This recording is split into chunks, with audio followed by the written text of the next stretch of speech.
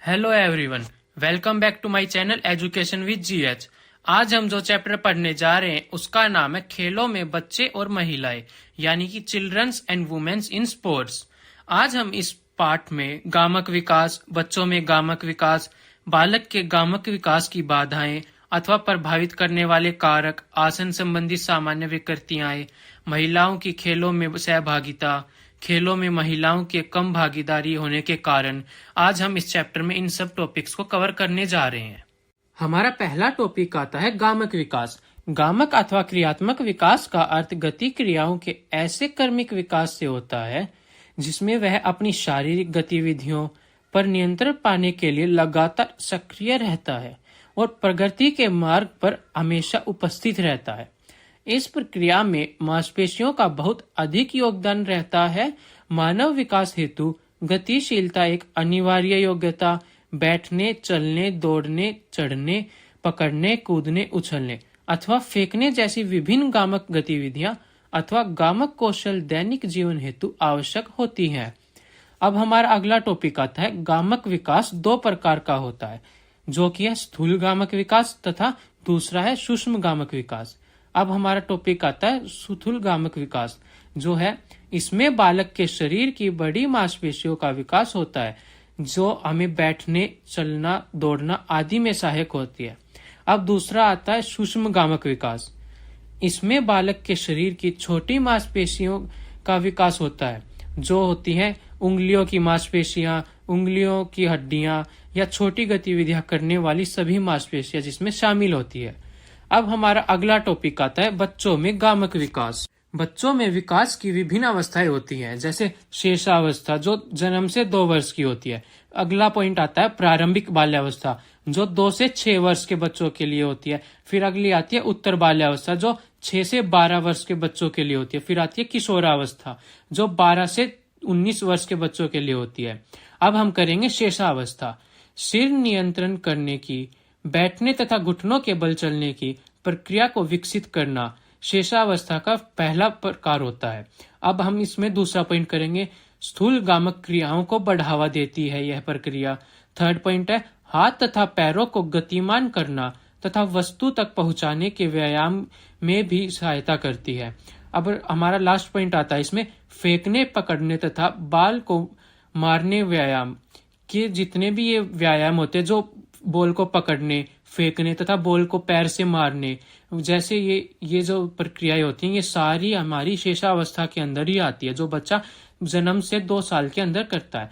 अब हमारी अगली आती है प्रारंभिक बाल्यावस्था, जो होती है 2 से 7 वर्ष की, यानी कि 2 से 6 वर्ष की प्रारंभिक बाल्यावस्था होती है हमारी। अब हम उसको पढ़ेंगे। इसमें पहला पॉइंट आता है गतिशील कौशलों को विकसित करने की क्षमता वाले व्यायाम इसमें शामिल होते हैं। अगला पॉइंट आता है हमारा सहभागिता पर जोर देना, जीत पर नहीं, यानी कि हमें विकास पर, सहभागिता पर, दूसरों को सहायता करने पर जोर देना चाहिए, ना कि अपनी जीत पर। अगला पॉइंट आता है सूक्ष्म गामक विकास संबंधी व्यायाम इसमें शामिल होते हैं। अब हमारा अगला पॉइंट आता है कम से कम 1 घंटे तक मध्यस्थ दर्जे के व्यायाम इसमें करने चाहिए हमें। अगला पॉइंट आता है मनोरंजक तथा सुखद विधियों द्वारा शारीरिक क्रियाएं इसमें करनी पड़ती है। अगला लास्ट पॉइंट आता है साफ और सुरक्षित वातावरण, यानी कि हमें साफ और सुरक्षित वातावरण में ही इसको करना चाहिए। अब अगला पॉइंट आता है हमारा उत्तर बाल्यावस्था, जो कि हमारी होती है 6 से 12 वर्ष के बच्चों के लिए। इसमें हमारा पहला पॉइंट आता है शरीर नियंत्रण करने, शक्ति तथा समन्वयों को विकसित करने के व्यायाम इसमें शामिल होते हैं। अगला पॉइंट आता है सहन क्षमता संबंधी क्रियाओं को नजरअंदाज करना इसमें शामिल होता है, यानी कि सहनशीलता जो होती है वो संबंधी, उससे संबंधित जो भी क्रियाएं होती है इसमें उनको वो नजरअंदाज कर दिया जाता है, यानी कि उनको एक तरह से इग्नोर कर दिया जाता है। अगला पॉइंट आता है खेलों के मूलभूत नियम सीखना, जैसे निष्पक्ष खेल, साधारण रणनीतियां इसमें आती हैं। अब हमारा लास्ट पॉइंट आता है उत्तर बाल्यावस्था का खेल प्रशिक्षण की अवधारणा का परिचय भी यही होता है। अब हमारे आते हैं किशोरावस्था, जो होती है हमारी 12 वर्ष से 19 वर्ष के बच्चों के लिए। इसमें फर्स्ट पॉइंट आता है फुर्तीला संगनात वाली शारीरिक क्रियाएं इसमें शामिल होती है। यानी कि जितने भी गेम्स होते हैं ज्यादा जो फुर्तीलेपन के लिए होते हैं, जो फुर्ती के गेम्स होते हैं, वो सारी हमारी किशोरावस्था में शामिल होती है। जैसे स्प्रिंट लगाना, 100-200 मीटर की रेस, वो सारी हमारी किशोरावस्था में होती है। सेकंड पॉइंट आता है प्रतिदिन 60 मिनट के कई घंटे तक व्यायाम। यानी कि प्रतिदिन 60-60 मिनट के, यानी कि एक एक घंटे के व्यायाम हमें करने चाहिए। 1 घंटा सुबह कर ले हम, 1 घंटा शाम को कर ले, यानी कि हमें 2 घंटे दिन में हमेशा व्यायाम करना चाहिए। अगला पॉइंट आता है हमारा मांसपेशियां शक्ति बढ़ाने वाली क्रियाएं कम से कम सप्ताह में 3 बार करनी चाहिए। अब हमारा अगला पॉइंट आता है अस्थियों की शक्ति तथा प्रतिरोध वाली क्रियाएं जैसे भार परीक्षण। अगला पॉइंट आता है दौड़ना, तैराकी आदि क्रियाएं सहन शक्ति बढ़ाने के लिए करनी जाती है। अब हमारा अगला टॉपिक आता है इसमें बच्चों पर शरीर व्यायाम के लाभ। इससे बच्चों के शारीरिक स्वास्थ्य और शक्ति को बढ़ाने में सहायता मिलती है, मानसिक स्वास्थ्य को बढ़ाने में स्वस्थ तथा उसको स्वस्थ रखने में सहायता मिलती है, भावनात्मक अस्तित्व का विकास करने में मदद मिलती है।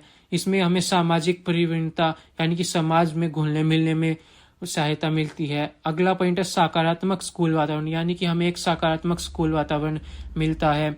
इससे हृदय को मजबूती मिलती है, हड्डियों व मांसपेशियों को मजबूती प्राप्त होती है, शुगर यानी मधुमेह पर नियंत्रण पात मिलता है, नियमित रक्तचाप यानी कि हमारा जो ब्लड प्रेशर है वो एक नॉर्मल लेवल पे रहता है, ऊर्जा शक्ति बढ़ाने में मदद मिलती है, समाज विद्रोही व्यवहार पर हमें काबू करने में इससे सहायता मिलती है।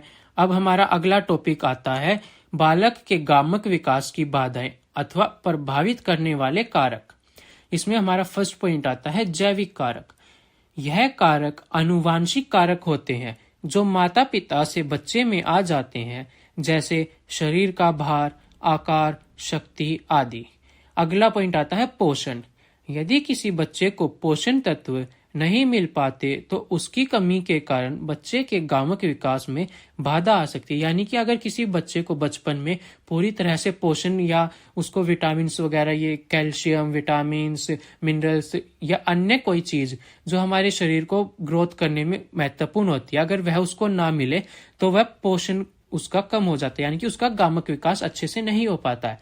अब हमारा अगला टॉपिक आता है अवसर की प्राप्ति। जिन बच्चों को गामक क्रियाकलाप करने का अधिक अवसर मिलता है उनका गामक विकास बेहद होना आवश्यक स्वाभाविक है। यानी कि जिन बच्चों को गामक विकास करने के गामक क्रियाकलाप जो होते हैं, जो गामक क्रियाएं होती है, उनको करने का अच्छा मौका मिलता है, उनका विकास बहुत ही अच्छा होता है। यानी कि विकास बेहतर होना स्वाभाविक है, एक तरह से निश्चित ही होता है उनका अच्छा विकास होना। परंतु बच्चों की समुचित अवसर प्रदान नहीं किया जाए तो उन बच्चों का गामक विकास बहुत कम दर से हो सकता है। यानी कि जिन बच्चों को हम अवसर प्राप्त नहीं करने देंगे तो उनका गामक विकास बहुत ही कमजोर स्थिति में होगा। अब हमारा अगला पॉइंट आता है आसन संबंधी विकृतियां। अनेक प्रकार की मुद्रा विकृतियां बच्चों में गामक विकास में बाधा अथवा अवरोध उत्पन्न करती है। यानी कि जो आसन होते हैं उनकी गलत, जो अनेक प्रकार की जो मुद्राएं होती हैं, वह विकृतियां बच्चों में गामक विकास को कई बार रोक देती है, उनमें बाधा उत्पन्न कर देती है। अब हमारा लास्ट पॉइंट आता है इस टॉपिक का मोटापा। बच्चों में अधिक भार होना उसके गांव के विकास को प्रभावित कर सकती है।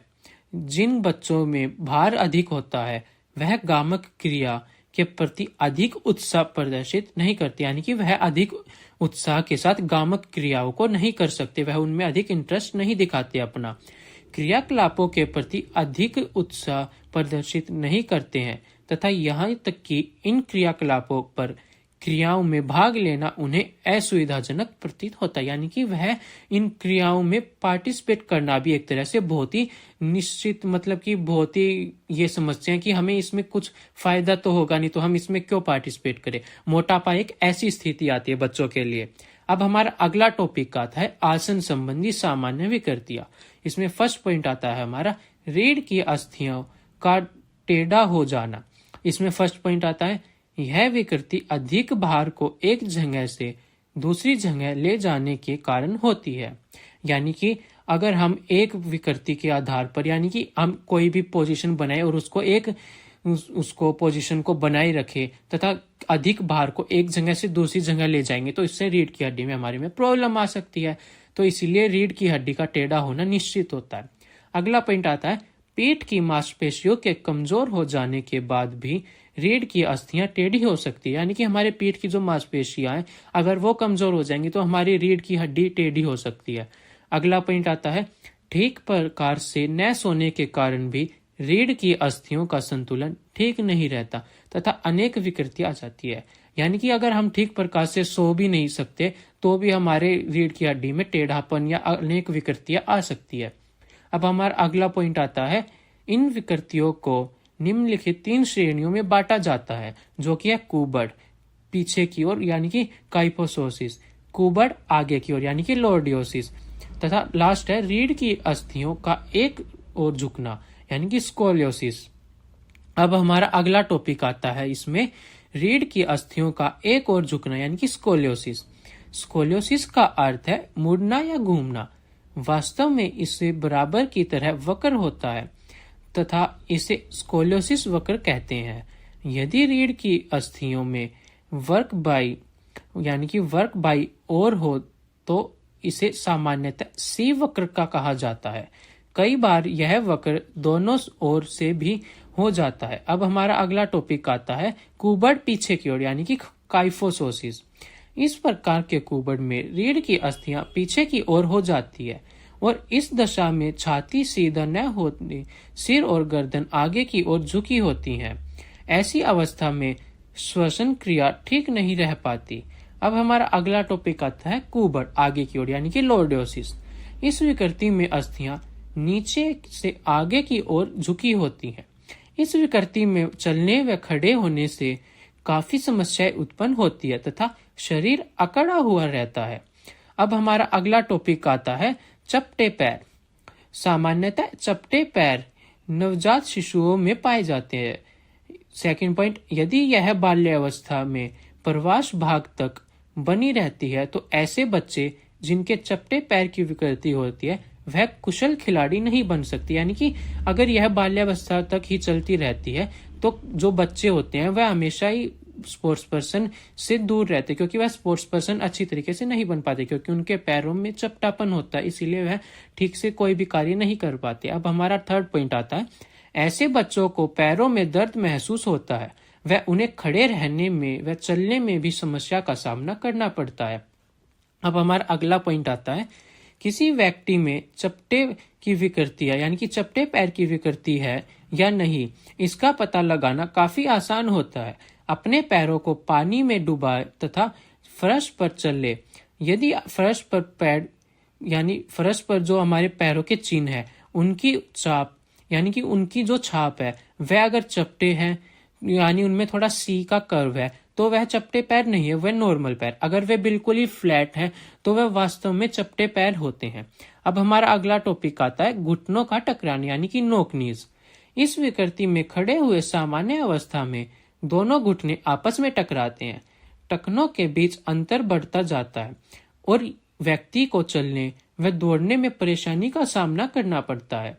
यानी कि जब हम सीधे खड़े होते हैं तो हमारे दोनों घुटने आपस में टकराने लगते हैं तथा इस वजह से ना तो हम आसानी से भाग पाएंगे ना ही हम कोई भी काम आसानी से कर पाएंगे। इसमें हमें बहुत प्रॉब्लम होती है। इसको ठीक करने के उपाय हैं, इस विकृति को दूर करने के लिए घुड़सवारी करना सबसे अच्छा व्यायाम माना जाता है। अगला पॉइंट है, दोनों घुटनों के बीच में सिरहाना या तकिया रखें तथा कुछ समय के लिए बिल्कुल सीधे खड़े हों। अगला पॉइंट आता है, वॉकिंग कैपेलियर का प्रयोग भी लाभदायक होता है। अगला फाइनल पॉइंट आता है, इस विकृति को दूर करने के लिए नियमित रूप से पद्मासन में गोमुख आसन अवश्य करना चाहिए।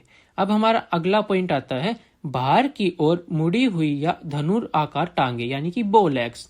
यह विकृति घुटनों के टकराने की स्थिति के लगभग विपरीत होती है। जब दोनों पैर एक साथ मिलाकर सीधे खड़े हों तो दोनों घुटनों के बीच में काफी अंतर हो, उस व्यक्ति की बाहर की ओर मुड़ी हुई टांगे होती है। यानी कि हमारे पैरों के बीच में ओ शेप आ जाती है। हमारी दोनों टांगों के जो घुटने होते हैं वो अलग अलग रहते हैं। इस विकृति को जेम्स वर्मुर भी कहा जाता है। इसको ठीक करने के उपाय होते हैं, विटामिन डी की आवश्यकता मात्रा लेनी चाहिए, यानी विटामिन डी को हमें एक नियमित मात्रा में लेना चाहिए। दूसरा, पैरों के अंदर के किनारों पर चलने से बाहर की ओर मुड़ी हुई टांगों को ठीक किया जा सकता है। अब हमारा अगला टॉपिक आता है गोल या झुके हुए कंधे, यानी कि राउंड शोल्डर्स। इस विकृति में कंधे गोल हो जाते हैं तथा कभी कभी वे आगे की ओर झुके हुए प्रतीत होते हैं। इसको ठीक करने के उपाय होते हैं, नियमित रूप से चक्रासन व धनुरासन करें। तथा सेकंड पॉइंट आता है कुछ समय के लिए हॉरिजॉन्टल बार पर लटकाना चाहिए। इसका कारण होता है गोल कंधे आनुवांशिकता के कारण भी हो सकते हैं और अनुचित फर्नीचर पर बैठना, यानी कि अनुचित फर्नीचर पर बैठना भी इसका एक कारण होता है। अब हमारा अगला टॉपिक आता है महिलाओं की खेलों में सहभागिता। सन 1904 में आयोजित ओलंपिक खेल में 3 प्रतियोगिताओं में केवल 6 महिलाओं ने भाग लिया था। सेकंड पॉइंट, महिलाओं की बढ़ती भागीदारी के आंकड़े तथा 2000 से 38.2% महिलाएं ऑल ओवर वर्ल्ड में भाग लेती थी। अगला पॉइंट आता है 2008 में 42.4% महिलाएं ऑल ओवर वर्ल्ड में भाग लेती थी। अगला टॉपिक आता है खेलों में महिलाओं के कम भागीदारी होने के कारण। हमारा इसमें फर्स्ट पॉइंट आता है समय का अभाव, सेकंड दर्शकों की रुचि कम होना तथा महिलाओं के खेल का प्रशासन में होना। सेकंड पॉइंट आता हमारा, यानी कि थर्ड पॉइंट आता हमारा खेलों की पुरुष प्रधान संस्कृति, यानी कि पुरुष मानते थे कि हम ही सिर्फ खेल खेल सकते हैं, महिलाएं खेल नहीं खेल सकती है, महिलाएं सिर्फ घर तक सीमित रह सकती है, वह अपना घर में ही काम कर सकती है।